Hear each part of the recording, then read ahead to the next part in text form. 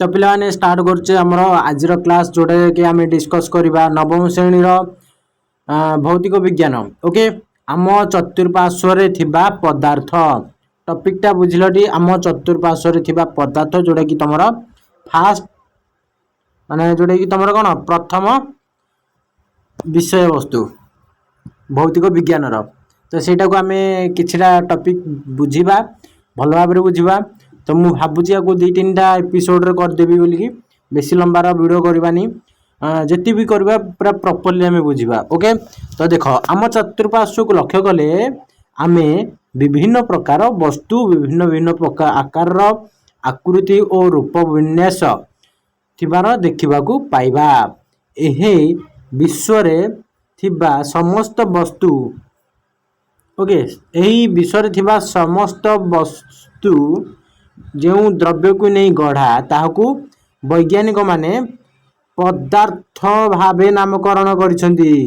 तो बुझिबालटी एही विश्व रे थिबा समस्त वस्तु जो द्रव्य को नहीं गढ़ा है ताकू कौन वैज्ञानिक माने कौन कहिसें को नाम रे नामकरण करिसेंती ना पदार्थ ताकू आमे इंग्लिश रे कह परबा कौन ना पिला माने मैटर।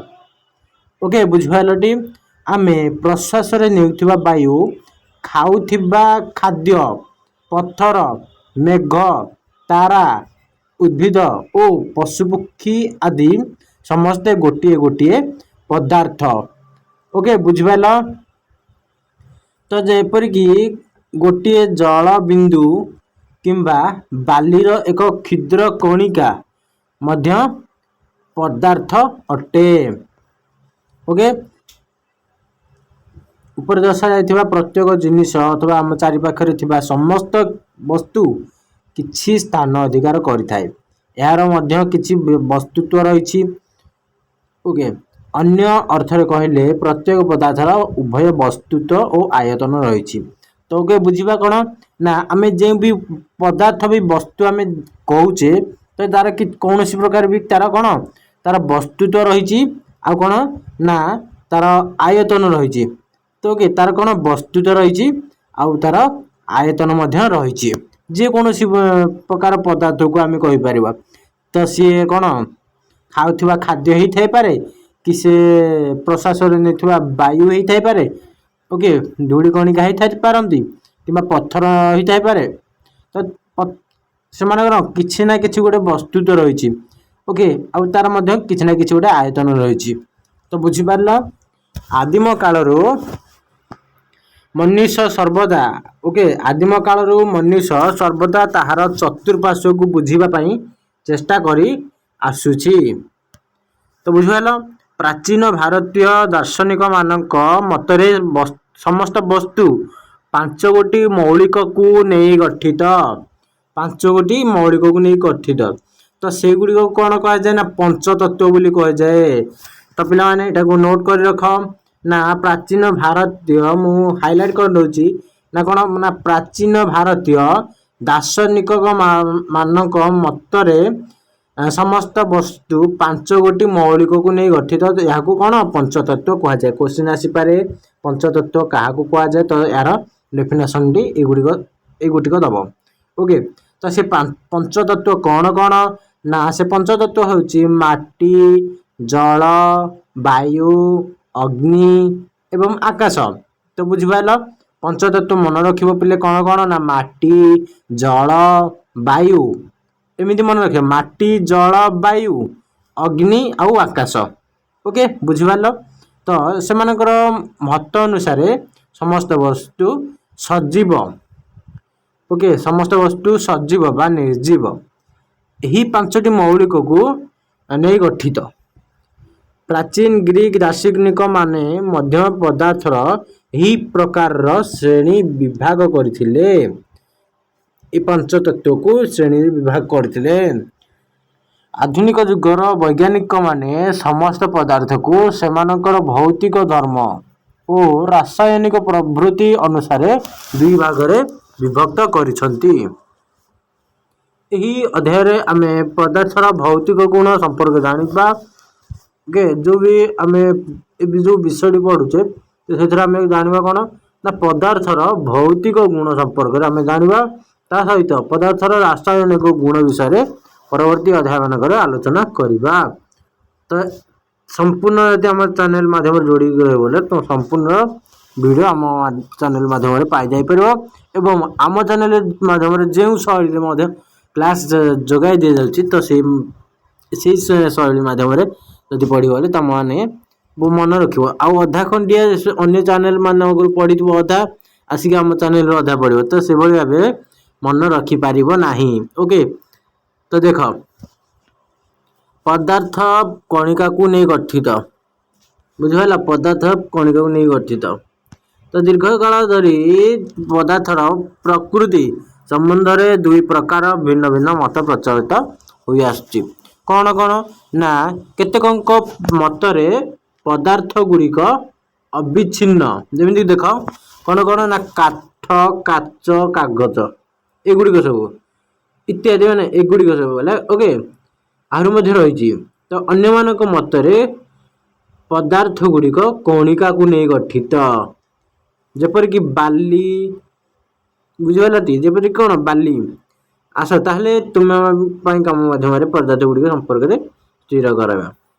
ओके तो तुम कम रही तो से देखा कौन एक 100 ml बिकर नेबा बिकर रे अधा जल पूर्ण करी एहार ओके तो बिकर रे अधा जल पूर्ण करी एहार ऊपर स्तर को चिन्हट करवा तो किछि लुण किंबा चीनी नहीं बिकर रे थिबा जल रे पकेइबा एवं एक गोटे काच दंड को नहीं से गोलेइबा।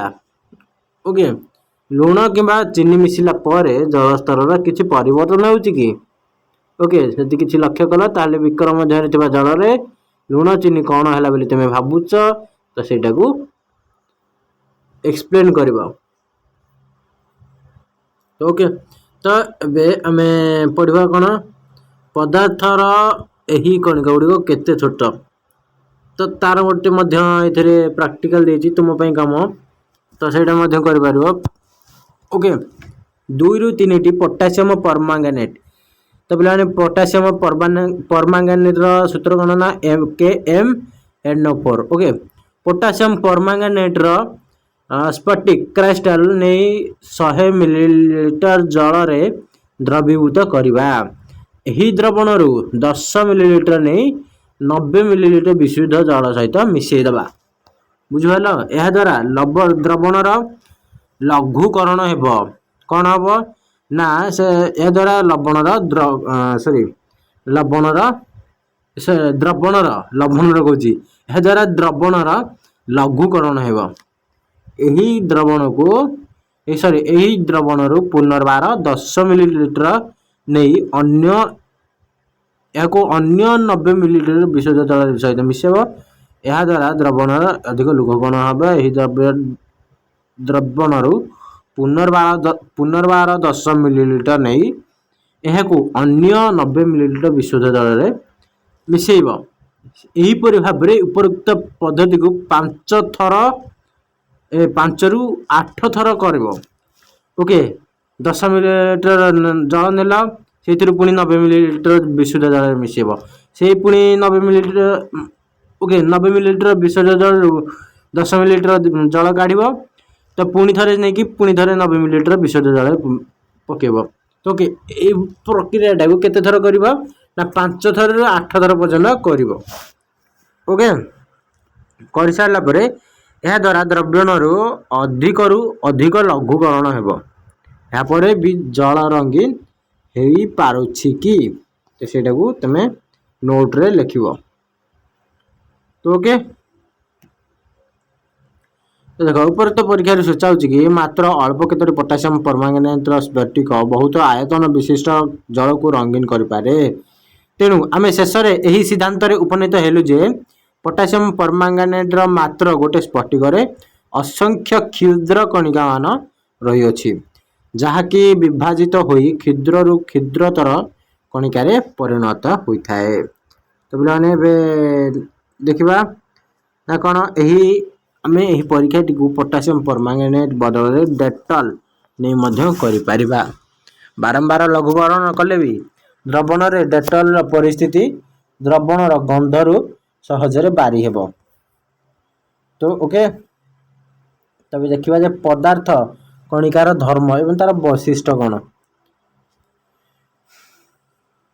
तो देख तुम कम 1.1 फास्ट तुम कम एवं 1.2 रे मैं देखिले जे कौन चीनी लुण डेटल किंबा पोटासियम परमांगनेट कणिका गुड़िक जल माध्यम सम भाव समान भाव बांटी होई मिसी जाउछंती।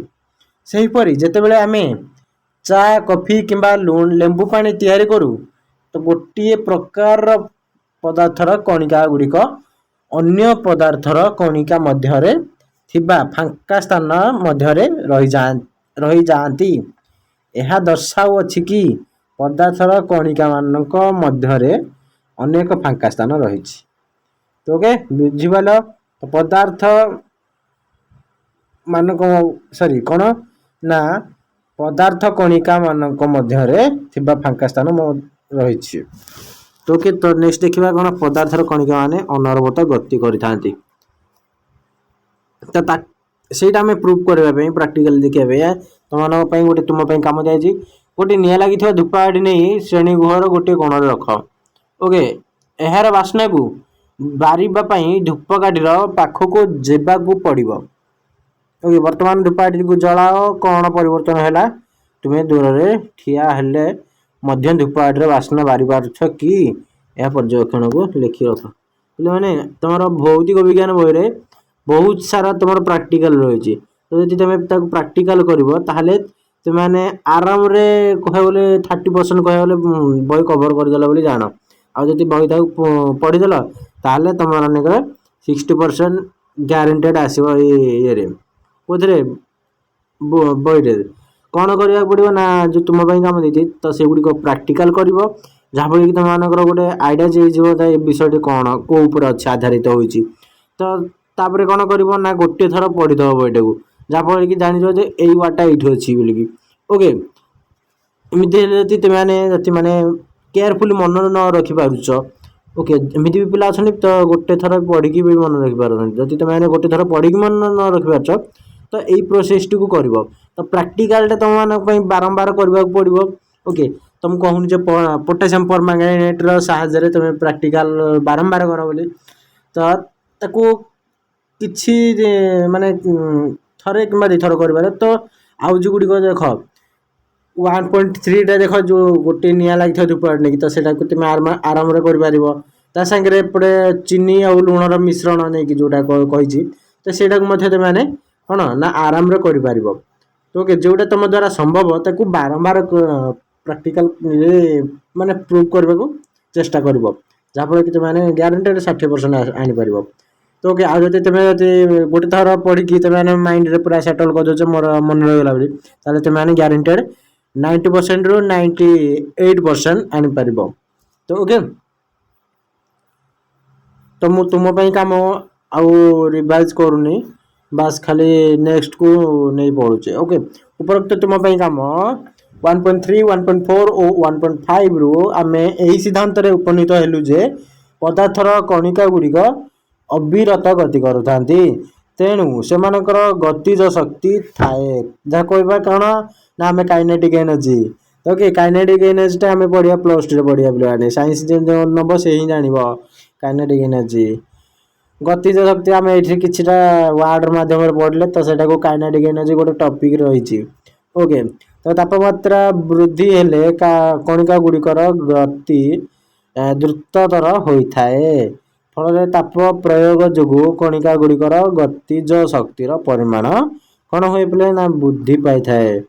ऊपर तो तीनोटी तुम कम आमे पर्यवेक्षण कलु जे कौन पर्यवेक्षण कलु ना आपे परस्पर सहित मिसी जा रही था जमीक जो चीनी आ लुणर तुम कम एक्सपेरिमेंट करते तो यही मिसवा बेले कणिका मध्य कौन थे फांका स्थान मध्य अन्य कणिका माने अवस्थापित हो जाती। दुईटी भिन्न भिन्न पदार्थर कणिका गुड़िकर अंत मिश्रण को विसरण कहुए। तो पे गोटे मोस्ट इंपोर्टाट क्वेश्चन आसला विसरण क्या कहुए ना दुईटी भिन्न भिन्न पदार्थर कणिका गुड़िकर अंत मिश्रण को कौन कहुए विसरण कहुए। ଆମେ ମଧ୍ୟ ଉପଲବ୍ଧି କଲେ ଯେ ତାପ ପ୍ରୟୋଗ ଦ୍ୱାରା ବିଶରଣ ପ୍ରକ୍ରିୟା ଦ୍ରୁତତର ହୋଇଥାଏ। ଏପରି କାହିଁକି ହୁଏ ତ ସେଇଟା ତୁମେମାନେ ପ୍ରାକ୍ଟିକାଲ କଲେ ହିଁ ଜାଣିବ। ତ ସବୁତିକ ଯେଉଁ 1.5 ଓକେ 1.5 ମାନେ ପାଞ୍ଚଟା ଦେଲାଣି ପ୍ରାକ୍ଟିକାଲ, ତ ସେଗୁଡ଼ିକ କରିଲେ ତୁମେମାନେ ଗୋଟେ ଆଇଡ଼ିଆସ୍ ପାଇଯିବ। ମୁଁ ତ ସେଇଥିପାଇଁ କହୁଛି, ତ ଯେହେତୁ ଆମେ ସାଇନ୍ସ ମାନେ 9th କ୍ଲାସରେ ସାଇନ୍ସ ପଢ଼ୁଛୁ, ଭୌତିକ ବିଜ୍ଞାନ ପଢ଼ୁଛେ, ଅଧିକ କହିବାକୁ ଗଲେ ଏଥିରେ 30 ରୁ 50% ଓକେ 30 ରୁ 50% କହିବାକୁ ଗଲେ ମାନେ ତୁମ ପାଇଁ କାମ ରହିଛି। ମାନେ କହିବାକୁ ଗଲେ କ'ଣ ତାକୁ ପ୍ରାକ୍ଟିକାଲି ଯୋଉଟା କହୁଛେ। ଓକେ, ତ ଏବେ ଆମେ ଯିବା ନେକ୍ସଟକୁ ଆସିବା। ଦ୍ୱିତୀୟ ଦଳ ପ୍ରଦାନ ପରେ କ'ଣ କ୍ଲାସ୍ ହେବ ବୋଲି ମୁଁ ଜାଣିପାରୁନି। ତ ଖାଲି ସବୁ ତୁମ ପାଇଁ କାମ ସେଗୁଡ଼ିକ କ'ଣ ନା କ୍ୟାମେରା ୱାଇଜ୍ ରେକର୍ଡିଂ କରିବାକୁ ପଡ଼ିବ। ତ ଓକେ,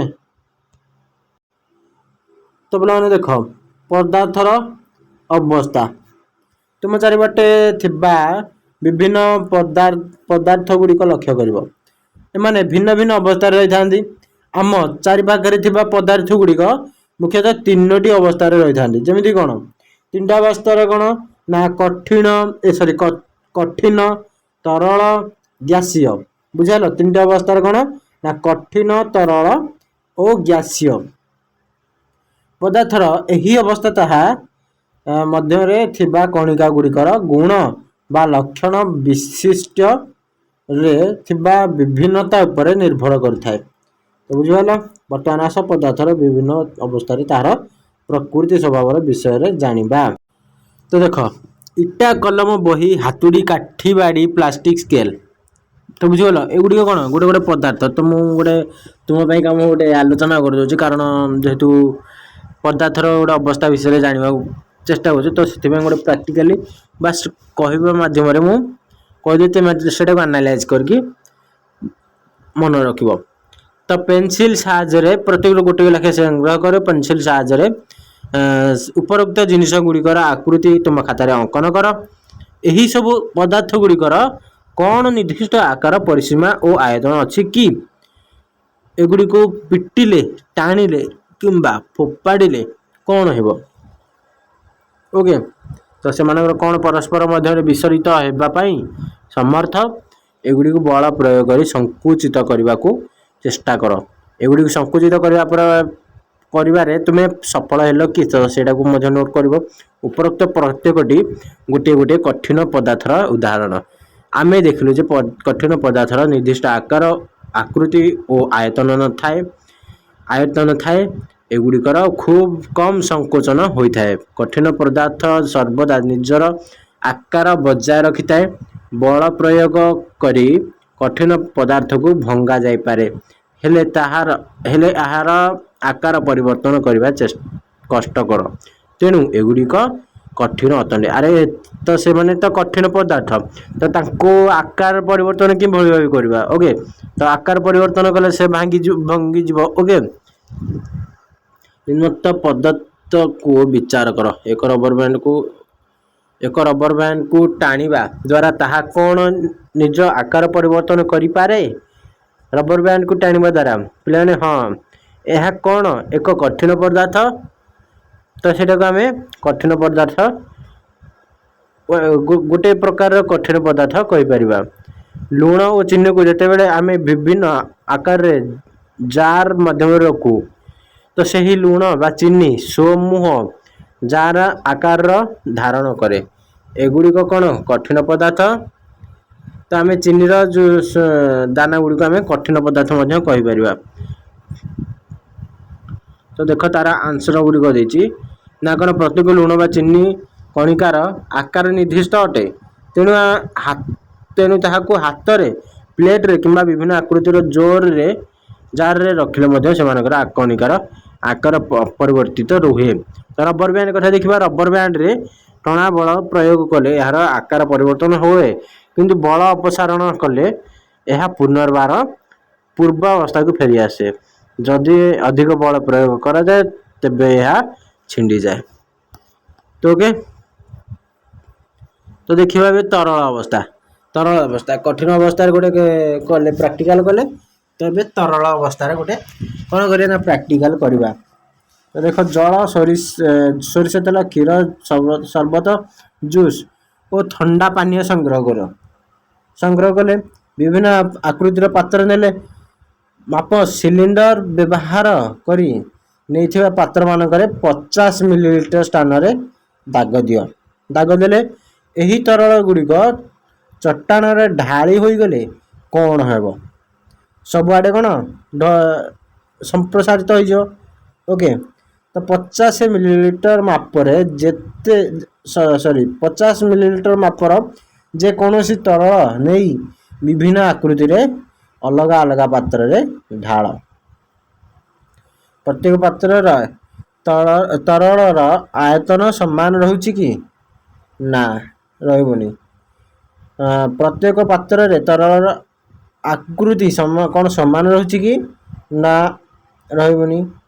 ओके तो जो आकृति रे आमे ताकू आमे ढाली थिबा तरल पदार्थ रे तो सेही आकृतिर हे जो जो आकृति रे आमे ढालथिबा ग्लास रे ढाल थाई पारे किबा कोनोसी बेला कि ताटे तो के तरल को गोटे पात्र रो अन्य पात्र को मध्य को ढाली ले यह कौन सहजरे बोही जाए।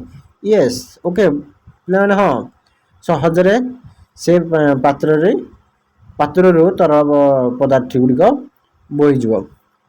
तो आम निरीक्षण कलु जे तरल पदार्थर निर्दिष्ट आकार नहीं किंतु यार निर्दिष्ट आयतन रही कारण तरल पदार्थर यह जो पात्र रहे ताहार आकार धारण कर दिए। जो पात्र रहे से तरल पदार्थ तार आकार धारण कर तरल प्रवाहित होता है और आकार मध्य बदलाई थाए। तेणु यह कठिन पदार्थ परि दृढ़ नुहे यह सहजरे बही जाई पारे बोली तरल पदार्थ को प्रवाह मध्य कहा जाए। तो कौन ना तरल पदार्थ सहजरे बही जाए पारे बोली तरल पदार्थ को कौन कहा जाए प्रवाह मध्य कहा जाए फ्लूइड मध्य कहा जाए। तो ओके तो देखिबा ना तुम पई काम 1.4 एवं 1.5 तुम पई काम 1.4 एवं 1.5 को लक्ष्य कले आमे देखिबा जे कठिन और तरल पदार्थ तरल मध्य विसरित हुए थाए। वायुमंडल गैस गुड़िक जल विसरित और द्रवीभूत होता यही गैस गुड़िक मध्य मुख्यतः कार्बन डाइऑक्साइड और ऑक्सीजन जलीय प्राणी और उद्भिद मानकर बंची रहिबा पई अत्यावश्यक होता है। ऑक्सीजन जीव जगतर श्वासक्रिया रे दरकार होता है। जलचर प्राणी माने जल मध्य द्रवीभूत ऑक्सीजन को सेमानक प्रश्वास रे ग्रहण करथांती। आमे एही सिद्धांत रे उपनीत हेलु जे कठिन तरल और गैसीय पदार्थ तरल पदार्थ रे विसरित होई पारे। विसरण प्रक्रियार हार कठिन अपेक्षा तरल क्षेत्र रे अधिक अटे कारण कठिन तुलन रे तरल कणिका गुड़िक मध्य अधिक फांका स्थान थाए और सेमाने सहजरे गति करी पारि थांती। तो बोले देखिबा गैसीय अवस्था तुम भाबु गैसीय अवस्था आम नेक्स्ट क्लास रे देखिबा। तो ओके तो गैसीय अवस्था आम नेक्स्ट क्लास रे देखिबा शेष कर दो नेक्स्ट क्लास रे जोड़े जोड़े पार्ट रे आम शेष कर दो। तो ओके तो आज वीडियो एतिकी जदि वीडियो भल लगे लाइक शेयर सब्सक्राइब करो सब आड़े शेयर कर जो माने पढ़िया माने वन शॉट वीडियो ना तो पार्ट वाइज आसुची किंतु बुझिला भले पढ़ाई सांगे मु तुम नोट्स देवी तर यही चैनल तुम गोटे प्रॉफिटेबल रहिबो कि ना तुम मैंने चैनल माध्यम मंथली टेस्ट पाई जाई परिबो। तो एबे तो काम स्टार्ट है किसी भी बुक्स सिलेबस स्टार्ट है हैला तो धीरे धीरे स्टार्ट होचे मु गोटे मास भीतर चेष्टा करबी जे प्राय प्राय किछड़ा कोर्स सारिबा पई जहाँ फल कि मुझे मंथली टेस्ट कर पारि। तो ओके एति तुमको फायदा रा सांगे तुमको जी भी पढ़ा तार नोट्स गुड़िक पीडीएफ मध्यम पठा जापर जोटा कि तुमने मध्यम सॉरी तुमने व्यवहार कर सांगे तुमको व्हाट्सएप ग्रुप दि जाव जो थी कि तुम डाउट पचारि पार जोटा कि मुझे तुमको से डाउट टी सॉल्व करने चेष्टा करें तुम ओके तो ग्यासीय अवस्था आम नेक्स्ट क्लास पढ़ेगा तो आज क्लास टी रखा नेक्स्ट देखा नेक्स्ट बाय बाय।